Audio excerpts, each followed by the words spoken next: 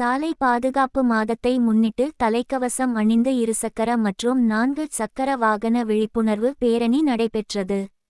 திண்டுக்கல் மாவட்ட ஆட்சியர் முகாம் அலுவலகம் முன்பு வட்டார போக்குவரத்து கழகம் சார்பில் 37ஆம் ஆண்டு சாலை பாதுகாப்பு மாத விழிப்புணர்வு பேரணியை மாவட்ட ஆட்சித்தலைவர் சரவணன் கொடி அசைத்து துவங்கி வைத்தார்.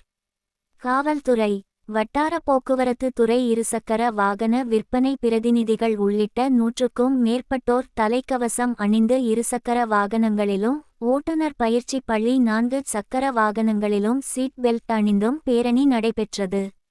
மாவட்ட ஆட்சியர் முகாம் அலுவலகம் தொடங்கிய பேரணி தபால் நிலையம், பேருந்து நிலையம், காமராஜர் சிலை, வெள்ளை விநாயகர் கோயில், வாணி விலாஸ், தாடிக்கொம்பு ரோடு, மாவட்ட ஆட்சியர் அலுவலகம், பலியாக அங்கநகர் பள்ளியில் முடிவுற்றது.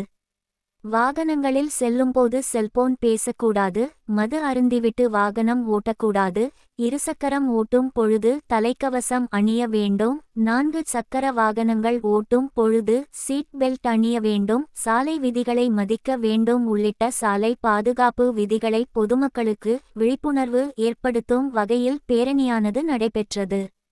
திண்டுக்கல் வட்டார போக்குவரத்து அலுவலர் கண்ணன், போக்குவரத்து ஆய்வாளர்கள் நிகழ்ச்சி ஏற்பாடுகளை செய்து இருந்தனர்.